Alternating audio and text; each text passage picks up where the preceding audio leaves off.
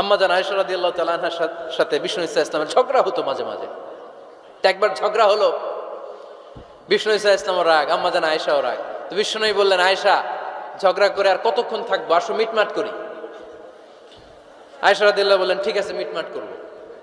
তো বিষ্ণু ইসা ইসলাম বললেন, মিটমাটের জন্য কারে ডাকবো? ওমর রে ডাকি। কয় না, ওমর রে না, ওমর গালিজ, ওমর অনেক রাগে, আমার ডর লাগে। কয় তাহলে তোমার আব্বারে ডাকি। কয় ডাকে। কি খুশি, মেয়েদের মধ্যে এই অভ্যাসটা আছে না নাই? তাহলে তোমার আব্বারে ডাকি, ডাকেন। ডেকে নিয়ে আসা হলো। আবু বকর রাদিয়াল্লাহু তাআলা আনহু দাঁড়ালেন, আম্মা জান আয়েশা দাঁড়ালেন, বিশ্বনবীও দাঁড়ালেন। বিশ্বনবী বললেন, আয়েশা তোমার আব্বা আসছে, এবার ঘটনা খুলে বলার পালা, তুমি বলবা নাকি আমি বলবো? আম্মা জান আয়েশা বললেন, আপনি বলেন, তবে ওয়ালা তাকুল ইল্লা হাক্কান, যেটা ঘটছে ওইটাই বললেন, মিথ্যা কথা কইেন না।